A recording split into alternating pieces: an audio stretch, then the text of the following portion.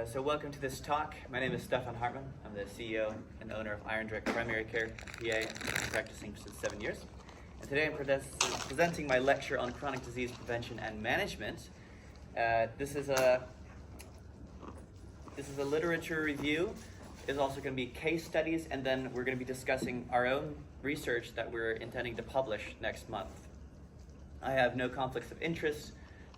These study participants, they paid for their own labs, of course. They weren't paid for anything, and there's no real monetary incentive for iodine. It's an ancient medicine, really. So the learning points of this lecture, you're going to be able to then bring this out into your own daily clinical practice, no matter what specialty you are, whether it's surgical, psychiatry, endocrinology, gastroenterology, gynecology, you name it. Iodine affects the whole spectrum of diseases, and you're going to get real practical ways to implement this into your practice.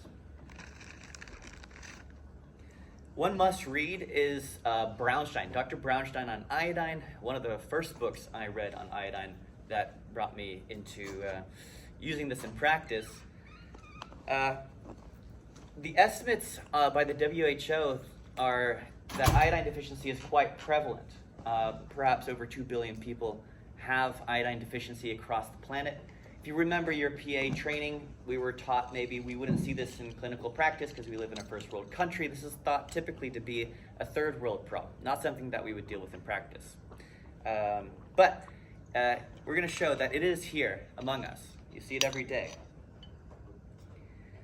This is our study. This is Brevard County. We looked retrospectively at our practice, and we found that 57% of patients were moderately or mildly deficient in iodine by WHO criteria. We used 3 different measurements. We used the WHO random urine and iodine testing. It's very cheap. You can get it $40 at LabCorp. We did serum measurements, which really isn't used by the WHO very much because it's hard to draw blood in Ethiopia. And then we did the urine iodine challenge test, which we're going to go into a little bit later. And across the board, everyone was deficient, no matter which way you looked at it. These were some of the results. Urine iodine concentrations. You can see that the mean was 121, the median 88 picograms per liter.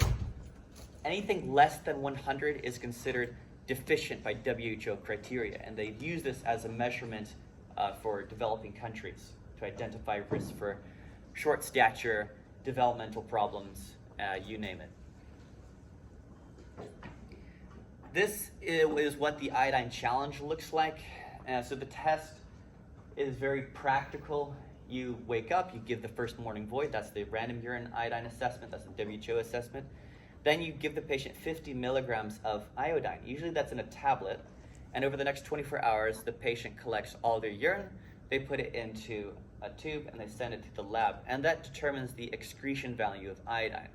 So say I give a patient a 50 milligram tablet, and in their urine, they excrete 25 milligrams. That means that the body retained 25 milligrams, and that determines that the dose that they require. Over time, you may saturate the body with maybe 6 months down the road, they don't need as much, but many patients have deficiency. And we found in our study that all patients had greater than 90% excretion. So if you're above 90% excretion, that means that you're iodine saturated. Your body is excreting it because you're not holding on to it. So anything less than that is still iodine deficiency. We also looked at serum iodine. Again, you can get this done in a conventional lab, Quest LabCorp, draw the blood. Their reference range is about 40 to 100, where anything in between is like flag normal. Anything below 40 will flag red. It's not a great way at determining saturation and sufficiency or optimal iodine levels. And if you take iodine, it's going to be high. Same thing for the urine test. We don't really dose iodine based off of the serum or the random iodine testing. But all the patients were deficient, and some were quite deficient, like below 40. So let's discuss some literature and cases so that everyone here can walk away as an iodine hero and implement this into practice very easily. This is a picture we probably got in our medical education, the classic cretinistic child of a developing world. This is a low iodine child. They're going to have short stature, protruding belly, coarse facial features, developmental disorders, behavioral disorders. Does that sound like something we're seeing in pediatrics? A lot. We're seeing that every day. This is also hypothyroidism, what it looks like. Autism spectrum disorder, ADHD. And this is all associated with lack of iodine and potentially also fluoride toxicity, which we're going to talk about a little bit later. Recently, Florida has banned fluoride supplementation in the water systems, thanks to some of our grassroots works in politics, bringing this study to the attention of local political leaders. It's a global problem too. Ireland has one of the greatest rates of cancers in the European Union. They also have the greatest iodine deficiencies. And there's about 5 different cancers that are associated with iodine deficiency. This includes the thyroid, the breast, the uterus, the prostate, and there's a couple others as well. But those are the big ones. And if we can optimize iodine saturation in our populations globally, we see a reduction of about 5 different cancers that are very common in practice. Japan, on the other hand, has less of these cancers, prostate, breast cancer, less of these cancers. Japan has a high prevalence of seaweed. And when's the last time we ate seaweed on a regular basis? Really not a common thing in Western countries like the US, Europe. They don't really eat seaweed as part of their regular meals. But Japan has a high seaweed diet. And some estimates are that in Japan, they'll eat anywhere between 6 milligrams and 25 milligrams of iodine per day in the form of like seaweed. So that's not something we're going to see every day in clinical practice. No, I don't know any patient doing that. Maybe if you worked in Japan, you'd know more than me, but I don't see it here. But you can get iodine pretty cheaply, readily. I mean, it's a couple bucks. A drop a day is like 0.000 cents a day. One of the only protective conditions against breast cancer is lactation. And this is because the breast milk concentrates iodine in the breast tissues. Iodine has an anti-neoplastic effect against breast cancer. Why does the female prioritize iodine in the breast milk? Is because the body is intelligent and it knows that to develop a child with proper brain function, proper height, the breast milk needs iodine so that it goes to the child. So the female gets depleted of iodine. Why do women have so much hypothyroidism? Why does the female say, I had a child and then I gained 30, 40 pounds after pregnancy? It's such a common complaint. And we're like, oh, we don't know. Maybe they're eating too much. Look at their hormones. Look at their iodine. They're depleting themselves of nutrients. So common to get hypothyroidism postpartum. How common is that? We see that all the time. And we're just like, okay, we don't know why that happens. There is a mechanistic reason for this. This is a great study. Ghent et al. 1993. This should have been taught to us in our PA training. Why do women have fibrocystic breast disease? And I call it a disease because it is. It is painful. It's debilitating. Women take NSAIDs, ibuprofen all the time for it. But there's a treatment for it, and it's cheap, it's safe, it's effective, and it's topical Lugol's iodine solution. 2%, you can apply it to the breast tissue, you can take it orally, and it is proven to essentially resolve fibrocystic breast disease. Why is also fibrocystic breast disease so problematic?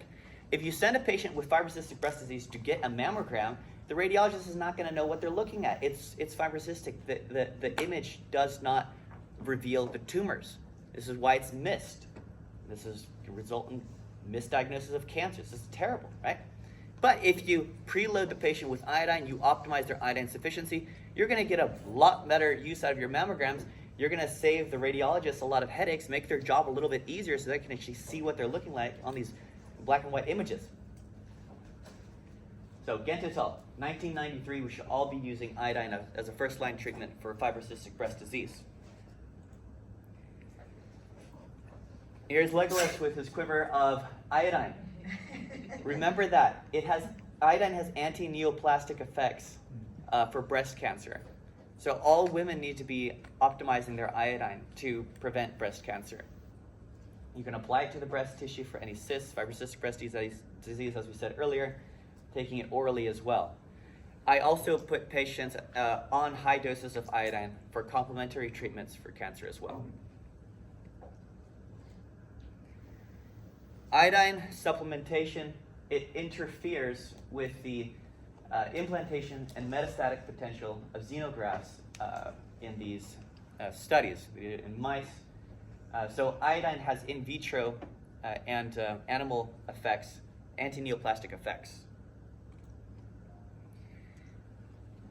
So the iodine requirements of the breast is greater, especially for the developing female.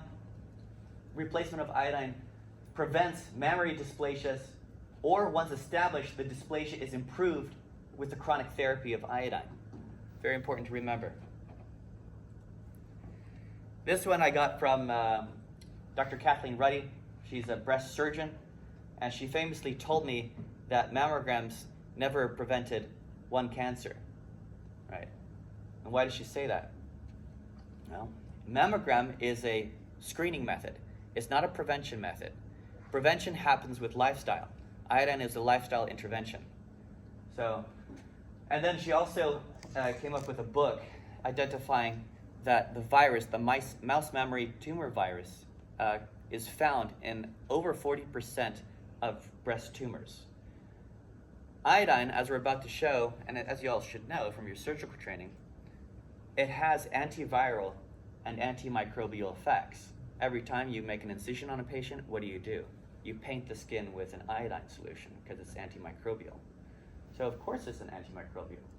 So we should be using this for patients with chronic infections, chronic UTIs, fungal infections, yeast infections. This is a mastitis case I had. It's a clear, classic case, slam dunk diagnosis, ampicillin, right? We all know the treatment. I said, well, here's a prescription for ampicillin, but apply 2% Lugol's iodine. It probably won't work, but it went away. The mastitis resolved completely with just topical 2% Lugol's iodine solution. This is what an iodine loading test looks like. This is an MD. She came to me with breast cancer. She wanted to know how deficient in iodine she was. Not only was she iodine deficient, you can see her excretion rate is only 58%, indicating that she needs about a 21 milligram dose of iodine a day. But her bromine level was quite high, 6.5 milligrams in 24 hours. Bromine is quite problematic. It causes cancer and all sorts of problems, as we'll get to later. This is a case of goiter. This is a 30-year-old medical professional. She went to her primary care, was diagnosed with colloidal cysts. What did the primary care advise? Observation. Is observation a treatment for colloidal cysts? No. If you Google it, the first thing that comes up is colloidal cyst goiter is caused from an iodine and a selenium deficiency. A quick Google search could have saved this patient years of pain. This patient also had painful menstrual cramps. She was using NSAIDs chronically. We gave the patient 2% Lugol's iodine solution. The problem went away. Goiter went away, the uterine cramps, pain went away. It was a very easy fix. We saved her kidneys from chronic NSAID abuse. And we can also see, again, large iodine deficiency, 44% excretion rate, so she needed about 25 milligrams a day of iodine, bromine, as well as fluoride excretion. And the reason Florida has banned fluoride and many other states and Europe, I grew up in Germany. Germany had banned fluoride a long time ago. Fluoride's banned because they know it's a problematic problem. There's no real safe dose of fluoride in the human body, same as bromine. This is what we got in PA school again. Goiter, is like, you're never going to see this in the US. This is an ultrasound, routine ultrasound finding we have at the practice. Goiter, it's here. It's walking among us. You see it in clinical practice every day. The treatment for goiter is iodine. This is a patient with painful ovarian cysts. Another super common finding. How many women have ovarian cysts? Every one of them. Right? It's so common. You give them iodine, it's well known to resolve iodine cysts and prevent iodine cysts. This patient found that iodine was the only thing that was allowing her to sleep at night. She would wake up with pain at 2 a.m. The iodine was the only thing that helped her. The farmers know. So this is from Japan. Japanese farmers know that if you don't give a cow iodine and selenium, they're going to develop cysts. Brownstein knows this as well. He recommends about 100 to 300 micrograms of selenium every day. Selenium is an important cofactor for thyroid hormone production, but it also is an antioxidant. So one reason we don't like to prescribe iodine is we think it's always going to cause high thyroid peroxidase problems. But if you balance it with selenium, you're not going to have too much of an issue. So selenium is the antioxidant. You don't need that much selenium. You don't need as much selenium as you do iodine. 300 micrograms a day is fine for patients. But we should do what our farmers know. Farmers are ahead of us. The periodic table of the elements. Out of the halogens, which one is the most powerful oxidizing agent? Most of you got this in the poll. It's fluorine. Now I will talk about fluorine and fluoride in the same sentence because fluorine only exists in a controlled lab setting. It doesn't actually exist in real life. It's fluoride. It immediately becomes fluoride because it's so electronegative. It just binds to things. So, because it's so high up on the periodic table, it has way more affinity towards binding to your tissues than poor old iodine here. Way low. So a little bit of fluoride, a bit of bromine, and you have all this binding to the receptor sites that iodine would bind to. And so that's also why people are so deficient. Not only are they getting no iodine in their diet, because we don't live in Japan, they're getting a bunch of fluoride and bromine in their diet as well, which is inhibiting the absorption of iodine. There's also a lot of reasons why fluoride is problematic on its own. It can potentially reduce insulin synthesis in rats, causes microcirculatory defects, of course, causes hypothyroidism. This is shown in a lot of epidemiological studies. There was one previously we just saw in Iran where they saw higher TSH levels in places where they fluoridated the water. And then chronic exposures, you're going to have potentially worse glucose metabolism with higher plasma fluoride concentrations. Common drugs we prescribe every day include fluoride. And the reason pharmaceuticals do this is because fluoride works a little bit better it makes the drug work better. Specifically steroids. Fortunately for our asthmatics, common drugs, Crestor, rosuvastatin, two of the statins, known offenders. What are the common ones we use here? Paxil, Celebrex, and of course the fluoroquinolone drugs. It literally has it in the name, fluoroquinolone, because there's fluoride in there. And maybe why those fluoroquinolones are so problematic. Bromine is found in a lot of bread products.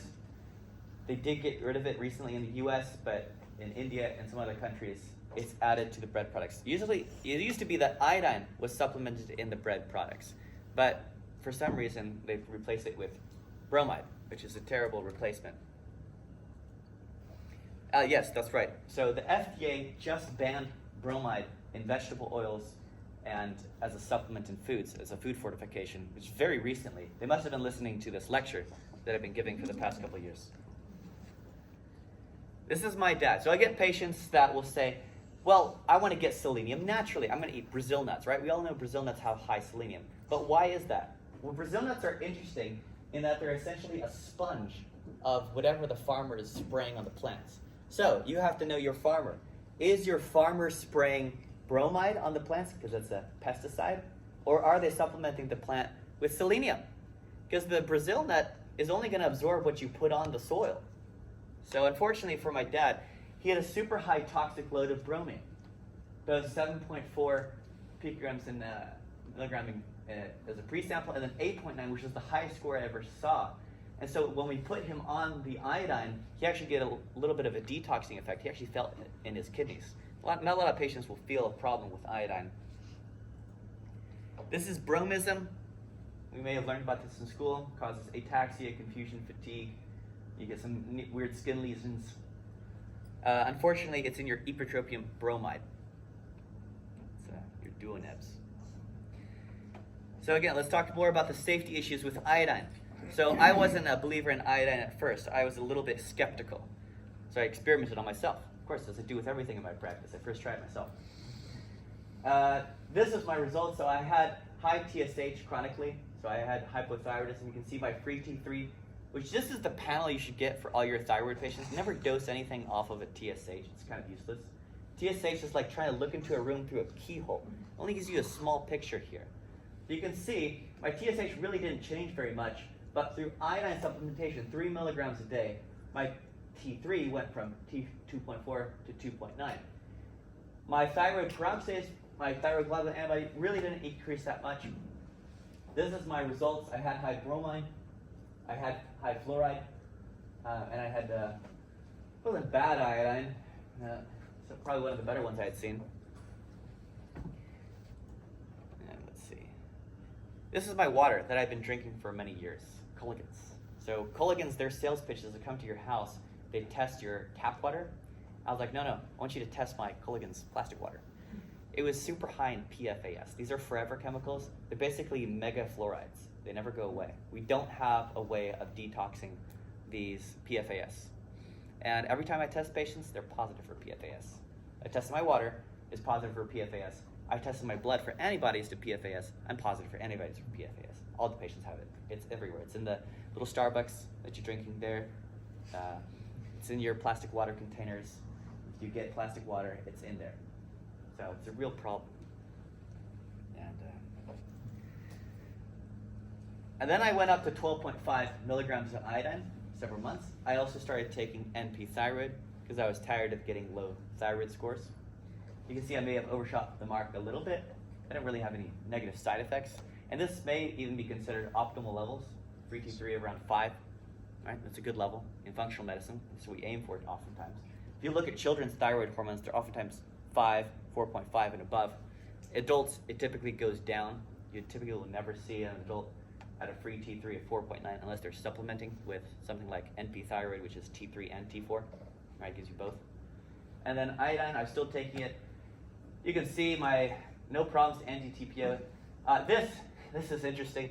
That's because I was taking growth hormone at the time. Growth hormone actually will suppress reverse T3. So another interesting thing you'll see in pediatrics, because they have high growth hormone values, they'll oftentimes will have high free T3. And it's because growth hormone reduces reverse T3, which allows the conversion of T4 to go to T3 much more readily. That's why children can get away with, a lot of energy. They're running around circles around their parents. Their free T3 is like 6, yeah, super makes high. Sense why they would have ton a of high energy. T3. Right. This is a 33-year-old female. She opted to use super high dose iodine, 300 milligrams, to kill a cervical dysplasia. And we ran it for this time, and she has no antibody increases. So some patients, they'll increase their antibodies, some won't. It just depends on the patient. So you just monitor the antibodies. You try to give them selenium. If it ever goes up, you can give them some drug, which we'll talk about later. Preeclampsia, why are we talking about that? Isn't the treatment for preeclampsia magnesium, right? Iodine helps magnesium assimilation. So the woman with low iodine will have low magnesium, more likely to get preeclampsia. This is a study where they looked at the placental tissue levels of iodine, one of the first studies of its kind, and found that those with low placental tissues of iodine had more preeclampsia. This is Anatolia. You've never heard of it. I've never been there. I don't intend to. Placental tissues of iodine and blood magnesium concentration in preeclamptic and normal pregnancy. They found magnesium assimilation is known to be defective when iodine levels are insufficient. They figured that out in Anatolia, of all places, Turkey. Who's this? Aragorn. Aragorn with his Lugals. So the amount of iodine in the human body ranges between 30 and 50 milligrams. 30% is present in the thyroid gland. Where's the rest? We don't know. No one really knows. We have theories. We found earlier it's in the placental tissue. We know that it accumulates in the breast tissue during lactation. So there's other areas that iodine is going to, but why is it there? What is it doing? What purpose? We assume because it's anti-neoplastic, it's having some anti-neoplastic effect on certain tissues, like ovaries, breasts, prostate. Poor Biden got diagnosed with aggressive prostate cancer. Do you think his doctors were optimizing his iodine? I doubt it.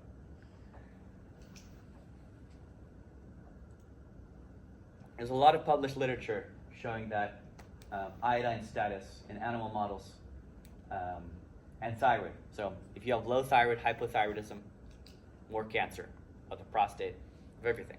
But prostate, so we haven't forgotten about men. A lot of this talk has been about women, very important, but men as well, very important. Normal and cancerous prostate cells can take up iodine, and depending on the chemical form, it exerts an anti-proliferative and apoptotic effect, both in vitro and in vivo. So men, you have to take iodine as well.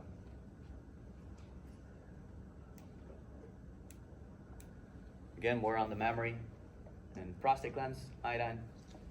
This is a patient. We have Hashimoto's, high thyroid peroxidase, 117. But we were bold enough to still put her on iodine. Despite all the medical iodophobia, we put her on selenium, we put her on trace iodine, not super high dose, 225 micrograms. But we put her on this little medicine called low-dose naltrexone. So in school, we may have learned about naltrexone. There's a guy out there selling an injectable naltrexone for opiates and alcohol abuse. But in functional medicine, we use LDN as a little bit of an anti-inflammatory, a little bit of an immunomodulator. And it's great for patients with thyroid antibodies. So this patient, she was on a very low dose too. 0.25 milligrams, we tried to go up, but she didn't need much more than 0.25. And so we resolved her thyroid autoimmune condition with low-dose naltrexone, selenium, and iodine. This is postpartum, right? We talked about that earlier, how they'll develop hypothyroidism. And postpartum, her free T3 was 2.4, her free T4 was 0.8, and she was having problems with her weight. She was already going down that postpartum path of weight gain and problems. So we gave her just 12.5 iodoral tablets and selenium, and we resolved her hypothyroidism. So again, note the TSH really wasn't useful. You would have never known this patient was suffering with hypothyroidism. Maybe you would have sent her to psychiatry. You always need to order the full panel, right? Never just a TSH, doesn't tell you anything. Thermography, maybe you don't order thermography, but I like this case. I get a lot of naturally minded patients. They don't want to do mammograms because of the risk. And there actually are some newly found rather substantial risks with mammograms for actually inducing cancer. So something to think about. This is a thermogram finding. This is a patient who came to me very concerned because a lot of hot red spots, and she was standard American diet, obesity. So she came to me. She was quite worried. So what did we do? We did an iodine challenge test. We found out that she was deficient in iodine. So we gave her iodine, and it improved her thermography readings. Essentially, it resolved it. This is the before and after. You can see the hot spots there on the breast, resolving to there. This one here, you see the red hot spots there, resolving to there. And that's with taking iodine orally and topically. So in summary, iodine deficiency is happening globally, about over 2 billion people. It's happening here in Florida.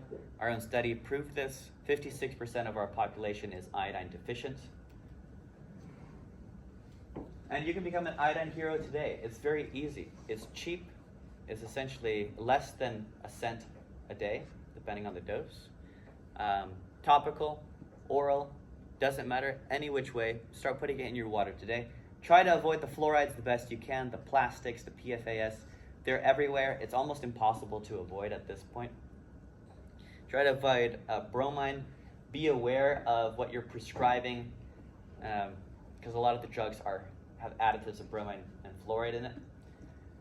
But if we can do our best to supplement with iodine, we can potentially inhibit the effects of the toxic halides, and your patients will be better. These are my references, quite extensive. I went through a lot of the literature for this. And here's where you can find me on social. Now, Chronic Disease Prevention and Management Group, we give lectures every Monday. So if you like lectures like this, you can join. It's free. You can get 2 CMEs. It's every Monday night at 8 p.m. We have lectures Tuesday with the Osteopathic Society of Integrative Medicine at same time, 8 p.m. And then Wednesday with American Stem Cell Physicians. So you can get cutting-edge functional medicine education like this for free every night of the week. So you can just reach out to me on Instagram or go to my website. I have the links for all those lectures. And maybe this was a good introduction to functional medicine for you guys. There's no voodoo. It's real life. It's just looking at the mechanism of action. It's looking at the patient.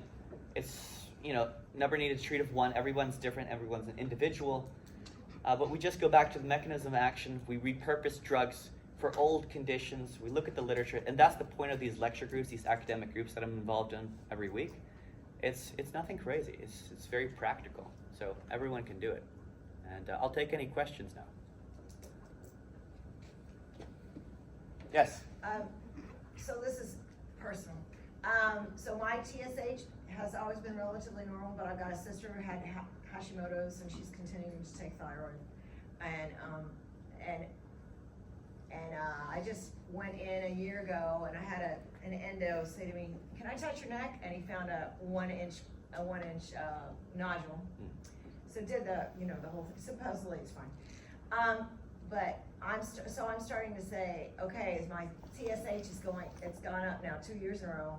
So I'm thinking, I think it's my iodine. I was thinking it was my iodine. I started taking a Brazil nut, so I'm thinking about selenium, and now I know that I should probably take it as a supplement. But so that's one of the things that I was thinking about years ago when I started switching from the regular iodized salts on my stuff to the salt that's not iodized, and I was thinking, I wonder if that's going to be a problem with my thyroid. Mm-hmm. And so here I've seen. So anyway, I was already starting to think that way, but I'm so glad to hear this lecture because I think hopefully incorporating the iodine will help my TSH go down. Yes, monitor everything, not just the TSH. Look at everything. You have to monitor your thyroid antibodies. You take iodine, of course. If the antibodies go up, LDN, more selenium, of course. Look for why it's going up. Maybe there's an infection. You're having a detox reaction. And it's definitely worth a look. So even for someone who's subclinical right now, you would recommend the LDN? Well, look at your antibodies. Do you have thyroid antibodies? Okay. You need to look. I think too, you should talk about, don't you sometimes load the selenium first? Yeah, you can load the selenium first, or you can start with a month or two of 300 micrograms. I thought I was, so now I know that I might not be. You need to know your farmer. Yes? Yeah, I have a question. You were talking about the iodine and its effect on ovarian cysts. Have you seen any research or heard any lectures or speeches about, like, people with PCOS have a lot of infertility issues? Could iodine play a role in improving that situation for them with its effect on PCOS? Yes, iodine, I forgot to put that in the slide, it actually has a role in the synthesis of progesterone. A lot of the patients with the PCOS, they won't have much for detectable progesterone. And so yes, iodine is one of the many minerals that need to be supplemented to try to treat the PCOS. B complexes, inositol, lifestyle changes. Mm-hmm. But then iodine potentially can help prevent the estrone dominance. So that's another thing I didn't talk about here. What we talk about a lot in chronic disease prevention and management group is the high estrone levels in women and the low progesterone. So when you have unopposed estrogen, you get these hyperproliferative states. You get the masses in the breast, you get the endometriosis, you get cyst formation. And without progesterone, you don't have the inhibitory effect. Why is that happening? There's many reasons for that. We're exposed to a lot of toxins. Women are more prone to the consequences of that than men, I feel. At least the symptoms of it. Men may just power through it. Women maybe experience the symptoms more because they get, painful breasts, they get ovarian pains. Iodine needs to be there in every practice to help promote natural hormones and to inhibit the high estrogen states that are so common.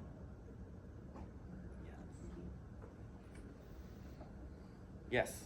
This is a sideline, but you were talking about water. Do you have any opinion on water systems, reverse osmosis, filtration? Yes. What's your opinion? Yeah. So that day, I had a whole house filtration system built, and then I also have reverse osmosis at my sink. So everything I drink is RO water, and of course I add my trace minerals back to my water, like trace minerals, selenium, and micronutrients, because reverse osmosis takes away everything. I tested my RO water with the same test, and it had no PFAS in it afterwards. I was very happy about that. Which test is that? Culligan, right? It's part of Culligan's sales pitch to get you to buy their RO system. Got it. Yeah. But then, so what do you use, which supplements do you use to put back in, because RO and. Yeah, trace minerals. Just trace. Yeah, it's like a liquid dropper. You can put selenium, you can put iodine in there, you can put any minerals you want. Yes? They also make an inline filter that you can actually get that has like tourmaline and like earth minerals that your water will go through the water line, because your RO water will actually be slightly acidic. It'll bring the pH back up to 7. RO water, you'll test, it'll be about a pH of 6.5 to 6.8. So it will start leaching those minerals out of that filtration, and they'll go into your reservoir for your drinking water if you have like an under the sink system. I had some of the nastiest water in Collier County. I mean, we're right there in the Everglades. I mean, it's like a slice of water. I mean, it's nasty.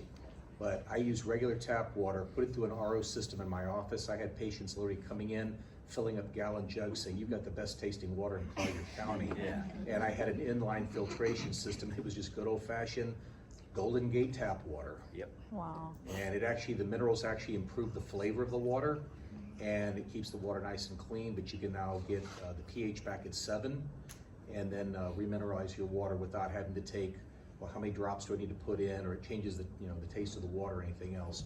But they do make commercial inline filters that you can actually put like on your refrigerator or for your drinking water in your sink and cooking. Yes.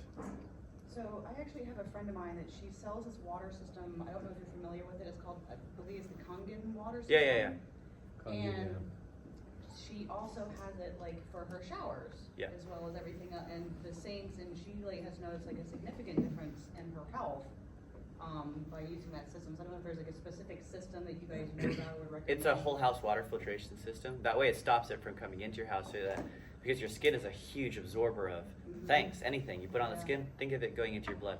That perfume that has no FDA approval on the back, that's in your blood, okay? Same thing with the water. I mean, if there's fluoride in the tap water, any chemicals, and especially if you're bathing in it, yeah, you go through your skin. Even our chickens get clean water now. Oh yeah, our chickens get RO water too. Yes. What do you use for testing the iodine challenge? What lab? I use doctor's data. Oh. Yeah. No, thank you. Yes. We have one. I just. Is iodine what? Usually use common. Iodine toxicity common? No, it's not common, but it can happen. That's why I monitor the peroxidase, the thyroglobulin. Sometimes patients need to go really slow.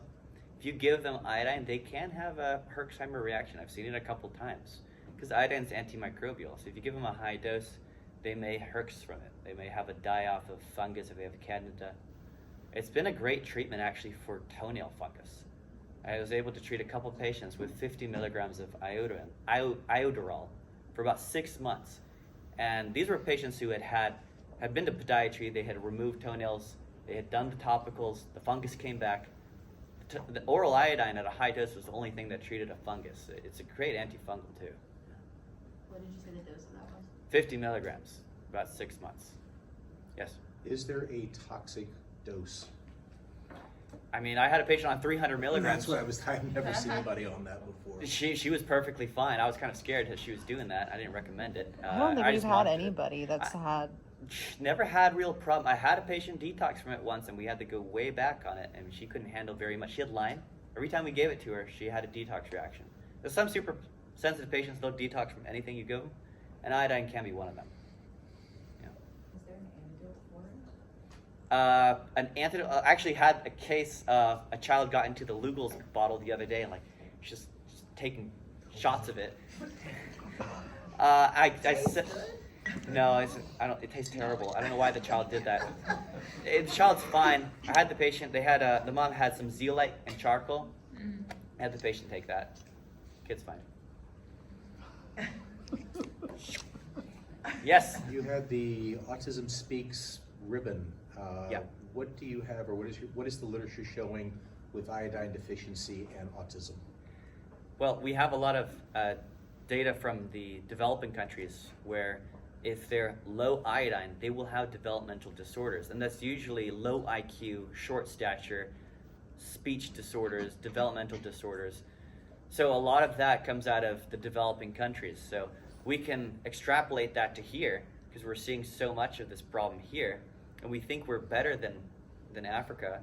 But as far as iodine goes, we're not. I mean, maybe it's not as severe and obvious. You don't see the cretinistic, obvious classic features as you would in Africa, but we have it a little bit more subtly here, but sometimes not so subtle.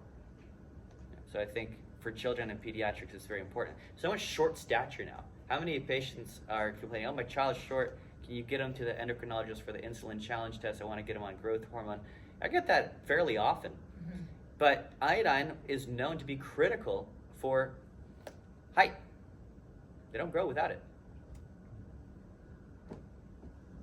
Yes. You're publishing the paper, I understand? Yes. When will that be available? And if it's in some journal that I don't even pay attention to, Yeah.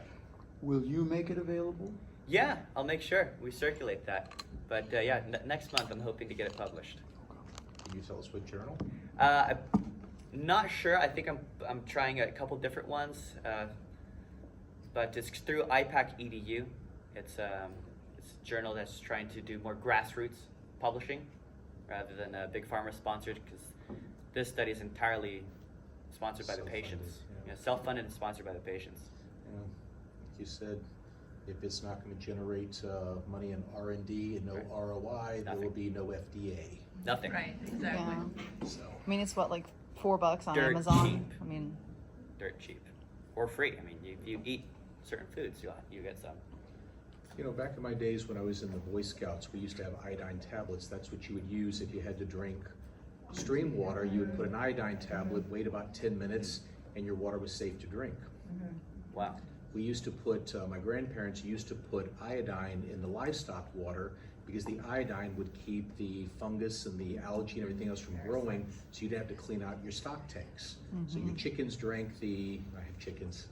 Your livestock would drink the water, and then you would paint the iodine on the teats of the cow, and then you got a little bit of natural iodine in the milk and then also in the chicken eggs. Brilliant. We're not doing that anymore. Now our eggs that we thought we were getting some iodine in before, our eggs are deficient in iodine, and our milk supply, if you're still drinking cow's milk, I don't know why anybody would, I don't. You know, we no longer are getting those same iodine levels that we used to. And I actually had brought into the conversation, I'm the heckler on your stuff, and great lecture, by the way. Something in my own studies that the T3 levels, remember the T3 is the active form of the thyroid hormone. Remember that T4 regulates TSH, sort of like a thermostat. Your T3 is completely independent of your T4 level. And if you have low T3, you don't have circulating active form of thyroid hormone. The thyroid hormone levels since 1950s have actually been dropping by about a third. We have renormalized everything. We say, well, it's in the normal range. If you look at the levels for adults in the 1950s, they were 30% higher than what they are now. So now you have someone who says, oh, well, you're sort of in the middle of the range. Great, you're the healthiest of the sick. So take a look at your absolute levels. Don't look at normal range. I tell my patients, did you ever go to college? Yeah. There's a big difference between a 2.0 and a 4.0. The 2.0, you're going to get a degree. The 4.0, you're going to get a degree. Which do you want to be? Do you want to be the A student or do you want to be the D- student? You always want to be in that top 20 percentile of your normal range, and patients do better. Yes. And Optimize. That optimize, key word, love that, optimize. That's my whole thing. We do human performance and optimization. It's on my sign on Fifth Avenue. You are a Renaissance man. Appreciate it. Great talk. Thank you, guys.